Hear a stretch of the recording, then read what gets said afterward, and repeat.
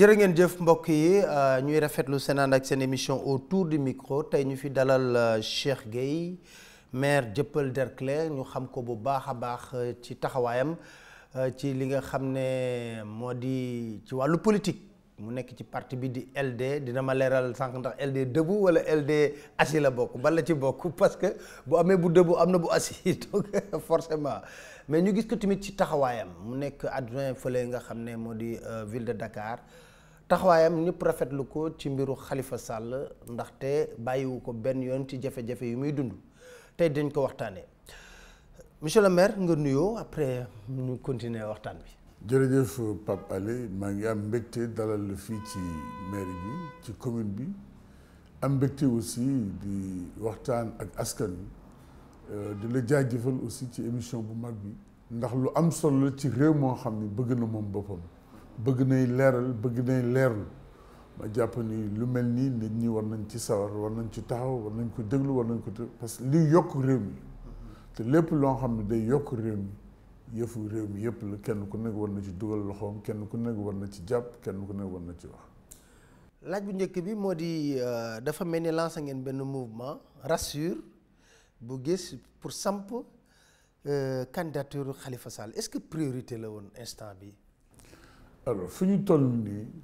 man ci sama gis-gis ak ñu bari ñu may waxtaanal dañu toll ci combat wu libérer Khalifa Sall problème mu candidature bi foog ñu xam Khalifa Sall fu mu nekk ndax ci lëndëm la nekk walla ci leer la nekk bu ñu nee ba xam loolu la ñuy war a mën a gëstu xool ban taxawaay la ñu war a am mais teel na trop ci ñu naan Khalifa Sall candidat la walla du candidat fi ñu toll li war nit ñi war a booloo nekk benn def ko seen ité seen priorité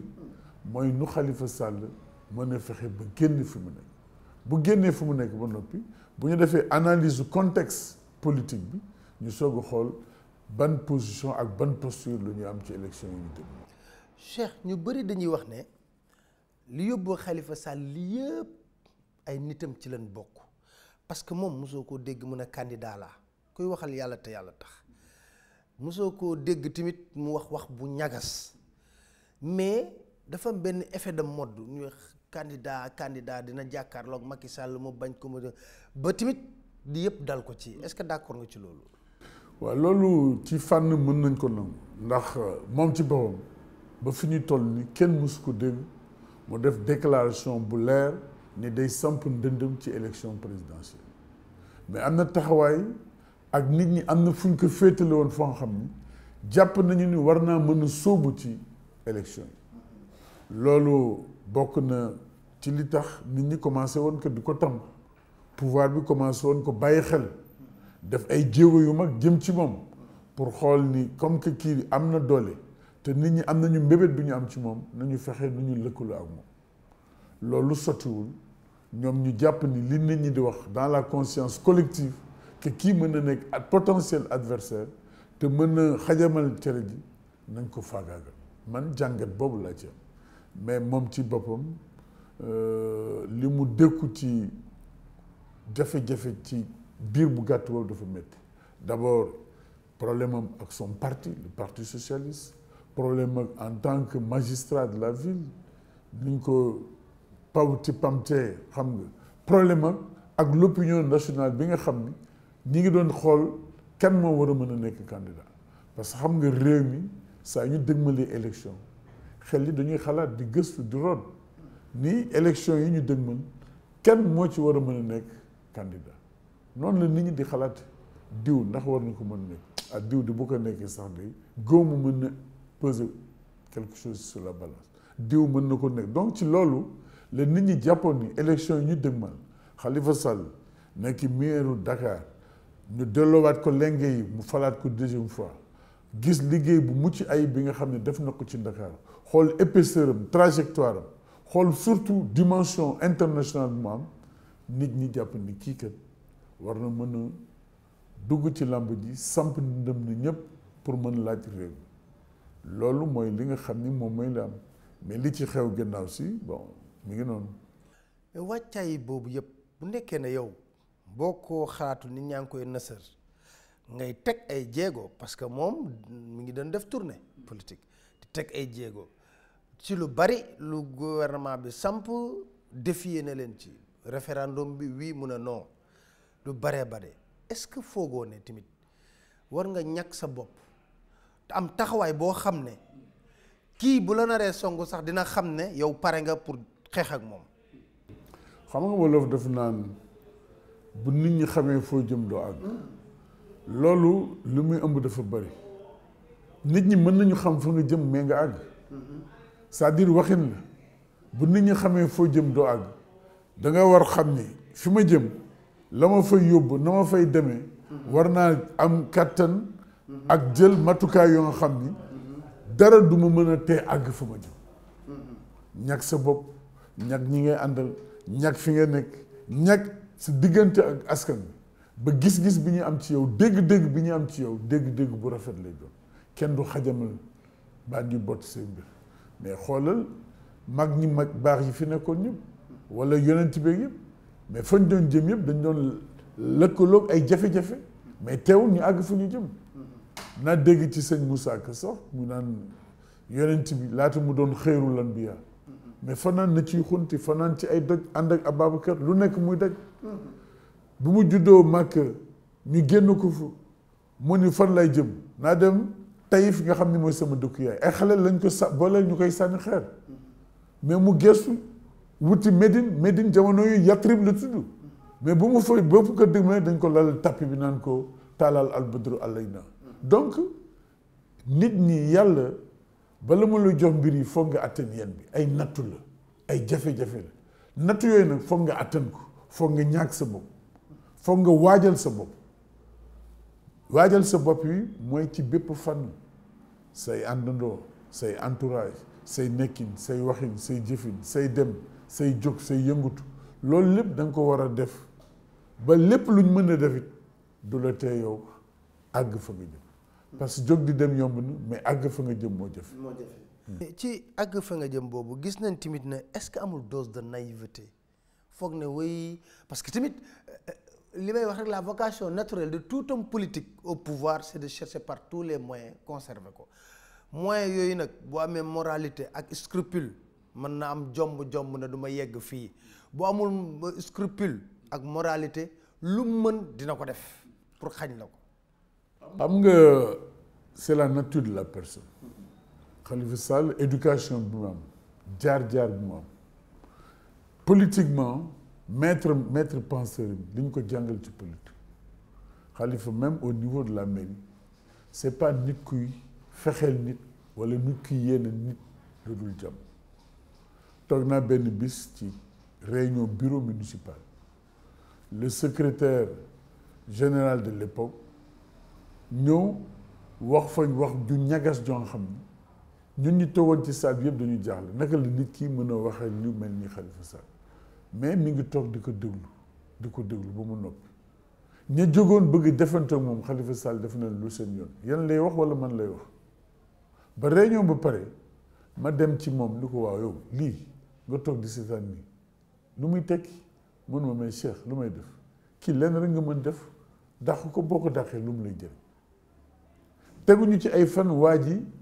yenn pati dàllam nekk ci mbedd mi moo waat ma ci biir ni ma gis nga kii dama xam dañu ami rab bu leen rab yi dikkalee nii la ñuy mel mais boo ko dàqoon ci jamono yooyu ba lii dem ko ci daañu la sikk ni yow yaa sabab li ko dal te fekk doo ci dara mu ni ma Abdou Diouf moo nu jàngal loolu am na benn ministre du tourisme maa ngi fàttali turam sax de l'époque feebar na def nañu remaniement ministériel ay yooni yoon mais changé wuñ ko il a fallu que mu décédé Momar Talla ki léeg-léeg defe naa Cissé mu décédé ñu soog a def remaniement ministériel mun ma nit surtout booy nekk kilifa da ngay jëlali di jéggali te yàlla rek tax donc éducation boobu xëy na moo dëppawul ak contexte politique bi ñu nekk nga xam ni arène bi léegi nit ñi dootul ñu seet lu rafet lu yiw lu baax di ko jëflante mais sa adversaire day mel ni bàyyi ma ak bàyyi ma fàdd rey rek fexeel ko rek nga ci jëm mais loolu du yëfi nit donc il faut ñu assainir la politique il faut ñu xoolaat la façon de faire la politique faire la politique autrement mais surtout adosser ko sur des valeurs parce que su amul valeur rek jaratul dara politique fii la yem mais mën nga ko rafetal ba nga xam dañ la jëriñ fii jëriñ la fa ñu jëm mais man ak yow bokkuñu gis-gis wala bokkuñu teen bu ñuy rootee rek foog ma dagg sa baag wala doo dem àgg ca teen ba dinaa la fegal mais loolu du politique ñun ñëpp bëgg-bëgg réew mi la ñu bëgg njëriñu réew mi moo ñu soxla yoon yi mën na wute gis-gis yi mën na wute mais nag nañu wegantante nañu respectante rafetaayu tappi mi ngi nekk ci wute couleur yu bari waaye nekk ci réew moo xam surtout boo xoolee suñu histoire politique du Sénégal suñu ay jaar-jaar suñu héritiers yi nga xam ni liñ ñu bàyyil ci réew mi en termes de vertu en termes de qualité du ay kàddu kese rek mais ay jëf Serigne Touba bi mu demee li ko noonu def yëpp bi ko suñu borom waxee dafa ni jéggal naa nit baal naa nit mais ci ñooñu la ñu war a nampe jikko yu rafet yooyu jikko yu sell yooyu Pape Ali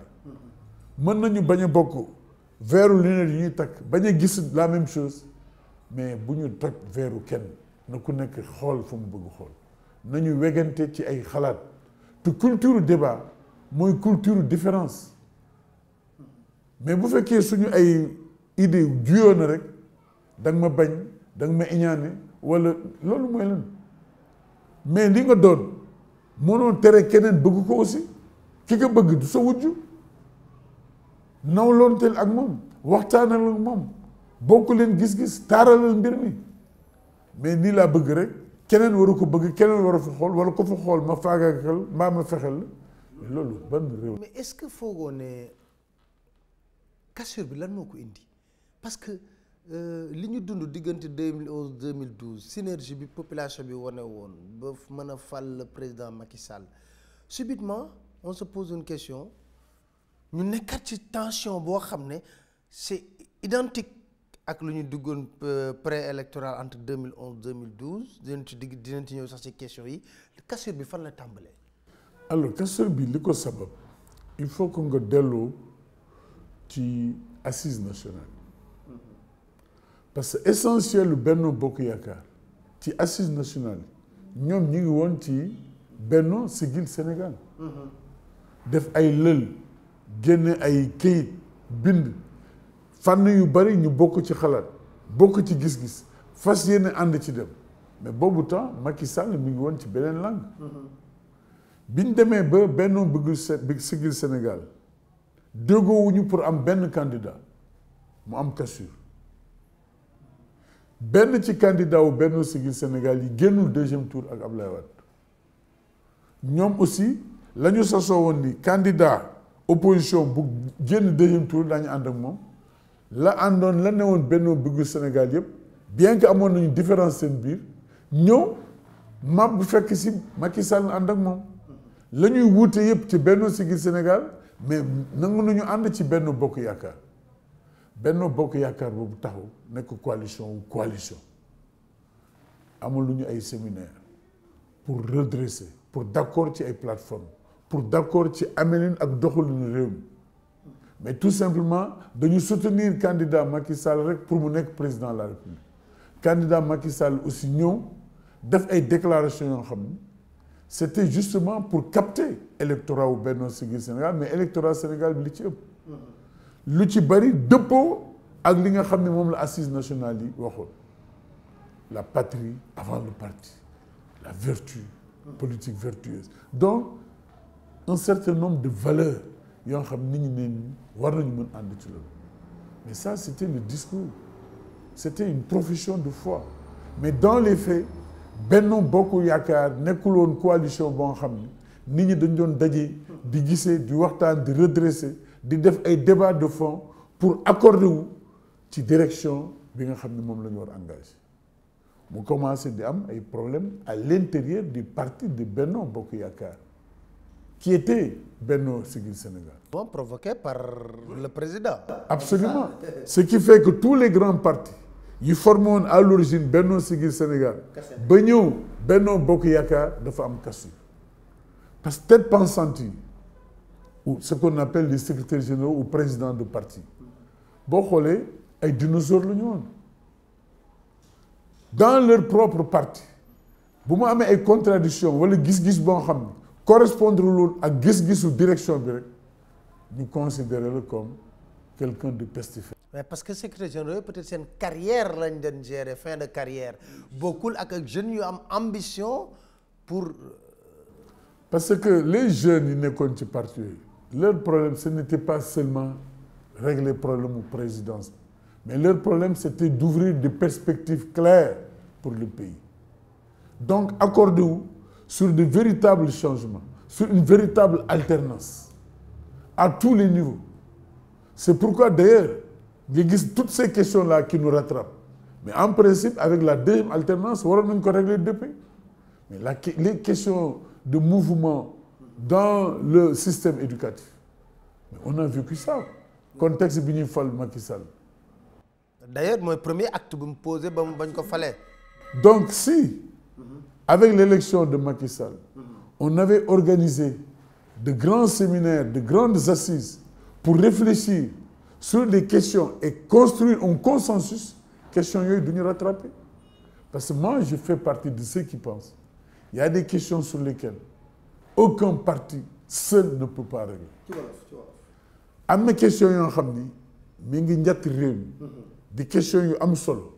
benn parti rek mënu koo régler foog ñu waxtaane ko foog ñu togge ko foog ñu pencoo ko muy question marchand ambulant yi question énergie question Casamance question école bi question agriculture santé mais question yi dafa war nekk suñu bëgg-bëgg bi ëpp solo ci ñun ba ñëpp maase ci xam ni nii lañ ko war doxale ñu doxale ko noonu mais tant que defuñu ko dañuy nëppal mu régler ñu demaat mu feeñaat wala mu feeñawaat ci beneen fan parce que réew dañ ko war a waxtaanee pencoo bu dëgg laa wax nag waxuma comme ni ñu genn du pàcco nañ ko pencoo bu wér bañ a nëbbante waxante dëgg te yàlla rek tax te la ñuy waxante muy dëgg ñëpp d'accord ci ñu jëfe ko te yàlla rek tax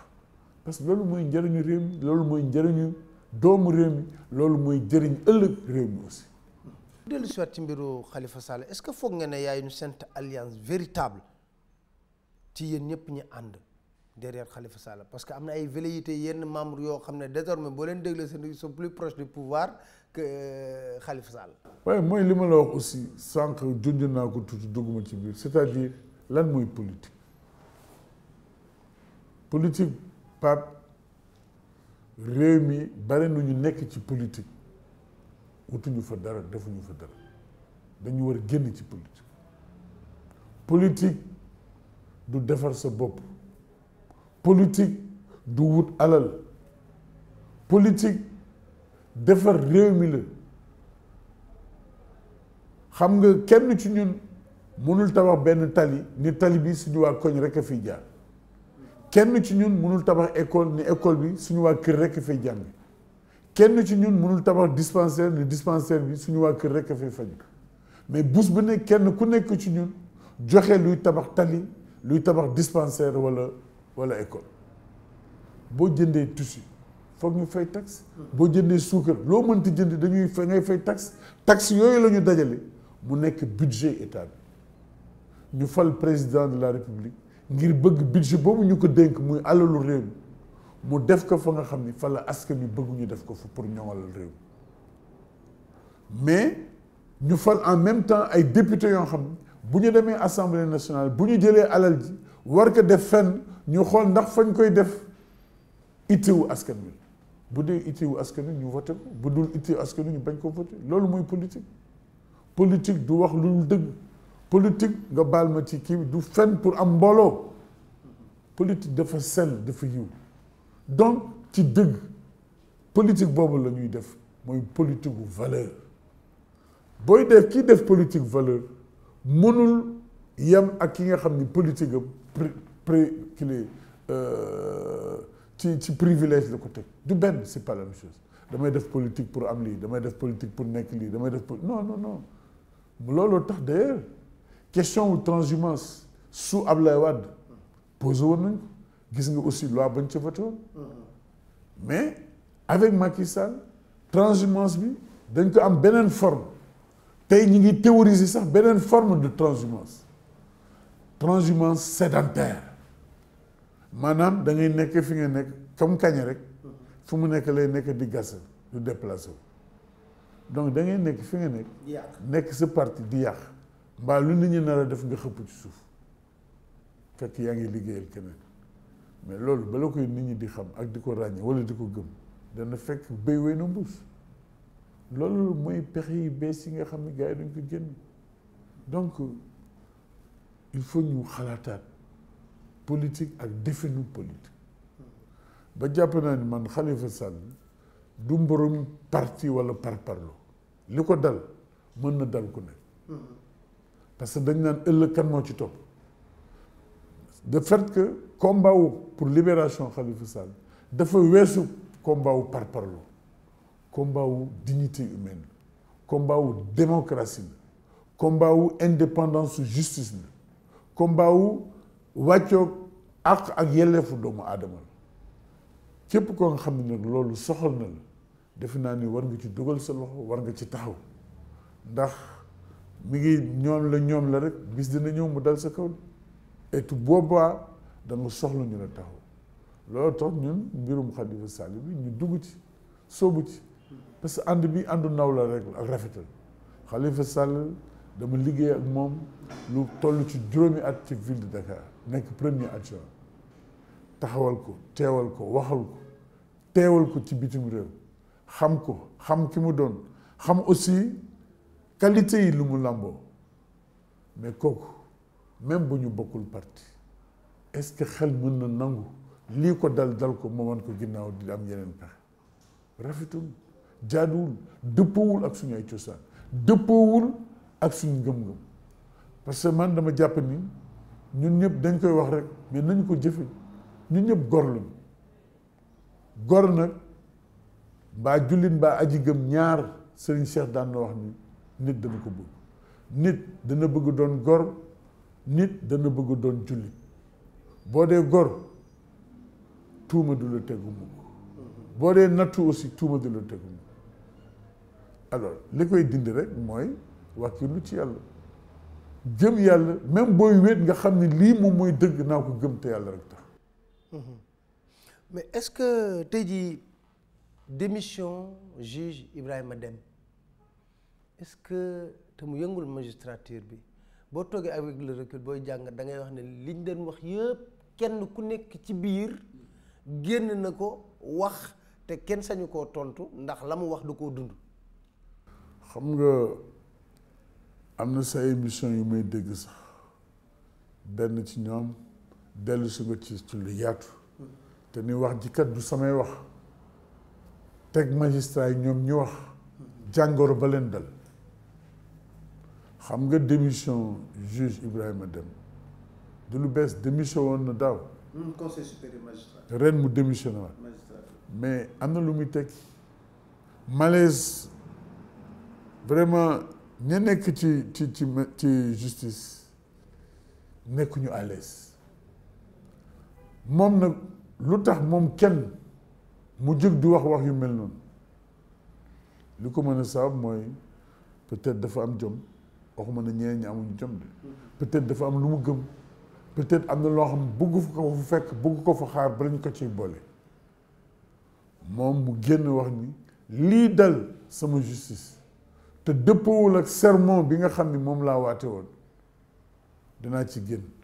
te dinaa fexe ba la nga xam ni justice noonu la war a mel danaa ko xeex ak ñi mën a bokk ak man gis-gis pour loolu mën a am mais fi mu ko amee la moom moo yéeme ak quelques jours bi ñu war a wax verdict bu procès Khalifa Sall ndax dafa am lu mu dégg ndax dafa am lu mu njort ndax dafa am lu xam ni dëppoowul ak yoon tax mu def loolu li ci mën a xew daal te mooy li ñëpp maase mooy suñu justice waroon na nekk kiis laay boo nga xam ni dana dëgër goo xam ni lépp lu mën a màbb moom day taxaw ni sàtt parce que ci moom rek la nit ñi mën a am yaakaar pour réew mi mën a jëm kanam pour àq ak yelleef doomu aadama ñu mën ko saafante am juge bi nag aujourd'hui askan wi bàyyi nañ ko xel réew mi bàyyi nañ ko xel àdduna bàyyi nañ ko xel ci àtte bu mu war a àtte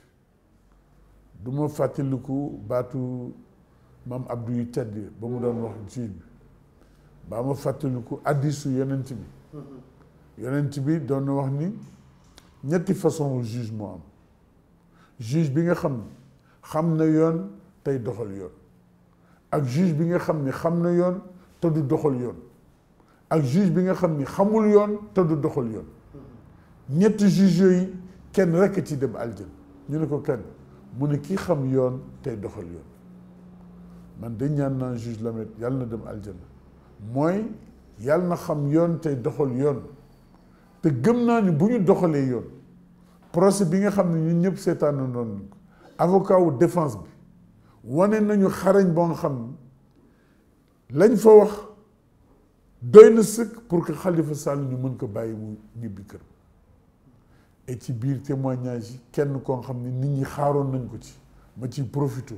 di ñaan yàlla subhanahu wa taala mu tàbbal ko ci aljana yu gën a kawe muy le maire Mamadou Diop. Mamadou Diop ñu bari bi ñu arrêté Khalifa Sall seen xel daf dem ci moom. ni newoon na fi maire Dakar mooy maire bi nga xam ne moo gën a yàgg ab diir bu mu nekk maire ci Dakar def fi nag jalooru bu rëy liggéey bu wér keroog bu mu taxawee tribunal la mu wax ba seetal Khalifa Sall doyoon na sëkk moom kese rek moo na ko wax kooku nag tey jii yàlla def na ni bisu procès bi sax du ko fekk yooyu yëpp buñ ci sukkandikoo war na mën boo dee nit sa xel togg lu bari nga xam ni nit dañ ko war wormaal dañ ko war teral te liberté dafa sacré Khalifa bàyyu jàmbur la Khalifa jëkkëru jàmbur la Khalifa càmmiñu jàmbur la Khalifa meeru Ndakaaru la war nañ ko génne foofu mu nekk du place te loolu mooy rafetal réew mi aussi noonu la tëdde réew mi noonu la war doxe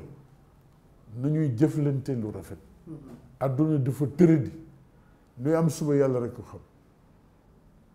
mais lu mën a xew na rafet rek rafet alalu suñu borom la alalu yàlla la yàlla nee na keroog yowmal xiyaam am na ñoo xam du ma xool seen julli du ma xool seen koor du ma xool seen jaamu yàlla man lay soob ma tàbbal leen aljana ñu ne ko lu tax mu ne rafetal nañu rafetal politico ak lu mu mënti doon ay doomu aadama la nañu bëggante nañu nawlonte nañu wegante nañu joxante ay cër lii am ak lii dogal yàlla rek la soob ba tax na defe naa ne suba incha allah Khalifa Sall ca reetaan nga ca laabir ga ca woyof ga dana mën a ñibbi këram ñun de loolu lañ ko yéene loolu lañ ko ñaanal te bu ko defee nag justice dana am way wu bees way wu koy sagal waaye réew mi it dana am way wu bees way wu koy sagal daañu xam ni réew mi nag wax dëgg yàlla lu ñu mënti wax rek réewu démocratie la justice bi aussi lu ñu mënti wax justice buy àtte yoon ak dëgg rek te yàlla tax. bés bu Khalifa nekkul candidat ban taxawaay ngeen fas yéene am. bés bu Khalifa nekkul candidat mooy li ma wax sama njaal benn bopp rek xam nga man luy ñëw suba lott naa di ci wax parce que dama bëgg lu may wax lu nekk bu jëfin nga jotee ma jëfe ko noonu faaw ñu toog ba xam contexte bi ñu dund diir bi ñu nekk lan moo fi am la fa am lu nekk ñu xool nag la lañ fay taxawee bu newul candidat ñoom ñoo fi nekk candidat ña fay nekk ci candidat daañu xool ci candidat ba nga xam ne yaakaar bi ñu am ci moom ngir mu soxali réew mi ngir mu jàllar bi réew mi ñu ànd ak moom loolu mooy am mais mënuñu toog fi rek naan bu kii dul kii bon kii lay doon kii dul kii et cetera te dégg naa keroog Mamadou Ndoye wax na ci aussi xalaatam muy xalaat bu yaatu bu may rafetlu aussi ni réew mi foog ñu to àgg foofu nit ñi dañu war falu pour soppi réew mi dañu war falu pour soppi place yi ñu nekk mais pas pour soppeeku ñu falu pour soppeeku taxul ñuy fal nit faw ñu àgg ci anam yooyu comme réew yu bari ñu ko gisee nga xam ne wax dëgg yàlla nit ñi la contrôle sax wala àndul woon ak yooyu ñooy wëlbati ko di la ñaanal di la jàppale parce que yoon wi nga jëm moom mooy yoonu jàmm moom mooy yoonu sutura mooy yoonu bi nga xam dëgg-dëgg mooy yoonu développement. waaw mais est-ce que foog nga ne parrainage boobu bu ñu ko yóbboo assemblée nationale li opposition bi wax dinañ ko def li ngay wax ne réew mi yëngu ñu amoon 23 juin bis. xel mën na ko xalaat parce que faaw nit ñi yem ci gis-gis aussi bu ñu bàyyi nii bu ñu ko yóbbu assemblée nationale 23 juin dina am déedéet foog ñu dugg ci biir nit ñi. wax leen loolu lan moo ci le danger. parce que nit ki lu yëngu la ko yëngal lu ko ëpp doole nit ñi pour ñu yëngatu foog ñu xam li leen di yëngal lu mu ndax jar na ko bu nit ñi demee ba xam ni lii kat musiba la ci réew mi mais boobaa nit ñi daañu taxawaay boo xam ne daañu naan lii baaxul ci réew mi xeex ko mais bu fekkee xamuñu ko nan lañ koy xeex nan ngay xeexee loo xam ne. et surtout que dañuy remarquer que la faiblesse de l'opposition est réelle parce que rapport de force yu Macky Sall mës a teg 2012 ba léegi amul benn bu mu ci perte. te chaque jour da leen di woo ci rapport de force. parce que dañu bàyyi seen mënin moo doon de large concertation maanaam géew yoo xam dañuy waxtaan nit ñi di wax seen xalaat ñuy conscientiser nit ñi di jël xalaat yooyu di ko def seen xalaatu bopp muy tasaaroo di law ci réew mi loolu la ñu bàyyi léegi kenn nit moo bëgg xalaatal askan wi yëpp mais boo woowee askan wi du gis dana néew ñu muy gis. loolu mooy problème li ci ëpp solo foog ñu dem ci nit ñi wax ak nit ñi cër la yëg la sag la donc nit ki lu mu xamul pour mu dugg ci day jafe mais li mu xas ba xam dana xàmmee dana ràññee lii njëriñam ak li nga xam ne du njëriñam lii njëriñam dana ci taxaw li du njëriñam dana ko xeex loolu rek la. très bien ñu jeexal ci Cheikh Gueye LD Debout wala LD Assis ban LD nga. bon man sax xam nga yàlla dafa def ni man bu ma naree toog day ñaaw toogin mi day ñaaw yàlla macha allah jox na ma taxawaay boo xam ni debout rek laa mën a nekk debout bi nag du ci taxawaay bi rek debout bi dafa ëmb lu bari mooy li ma wax sànq moom mooy dañu préférer valeurs yi que privilège dañu préférer xeex bi que jébbalu dañu préférer intérêt général bi que intérêt personnel dañu bokkutul ak gis-gis suñu xarit suñu doomu day yi nga xam ne démb ak bërki démb ñoo naan ànd ñu ñëw nag ci célébé yoon te faaw ñu continuer ñoom ñu ne dañuy jàdd jëm day jot ñun leen càmmoñ bi ñu tàmmoon la ñu topp rek gëm-gëm ak valeurs yi nekkoon ci ñun démb ak bërki démb ba léegi moom la ñuy doxal ba ñuy génn àdduna mën na soppeeku mais ñun waruñu soppeeku fii nga xam ni fi laa nekk tey jii maire mais jàngale naa collège Ousmane Sossi Diop lu ëpp fanweeri at élèves yi ma doon jàngal ci jamono jooju tey ay boroomi kër lañu mais tey nan laay wëlbati ko ma nekk maire nekk beneen nit bu wuuteeg professeur bi leen doon jàngal démb ak barki démb su ma ay nawle lañu même bu ñu doon sama ay élèves màgg nañu léegi mu kàllaf lañu léegi gis-gis bi ñu war am ci man moom mooy gis-gisu démb bi moom mooy gis-gisu tey taxaw sat dëppoo ak yoon dëppoo ak dëgg te yàlla rek tax mais boo ko defulee xaw ma lu mu ñëw politique dafa soppi nit ñi te jàpp naa ni nit warul soppeeku nit dafa war saxoo ak dëgg rek ci fépp fu nga fekk na nga saxoo ak dëgg nekk ci dëgg ku la ciy fekk la ci ku lay bàyyi la si dëgg naasir ak bilaax loolu mooy yoon ñun loolu la ñu gëm et loolu la ñu wootee loolu la ñu bëgg aussi nit ñi gëm ko parce que loolu rek mooy sax leneen saxu te réew mi aussi cosaanam loolu la du leneen suñu maam yeeg suñu yaakaar yëpp ci ay jafe-jafe yu metti ci ay caaxaan la leen ni ñu tële ñu bañ rek ni wax yàlla rek la ñu ànd te jamono yi moo gënoon metti gën a tar que jamono yi dara war sa tax ñu soppeeku dara du dara lu tax ñu war a soppeeku dara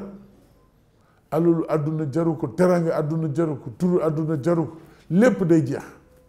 ndax falu boo gis follee koo ci topp. booy follee ko nag na nga follee ko ak sa ngor, follee ko ak sa jom, follee ko ak sa ay valeur ba ku la gis naw loolu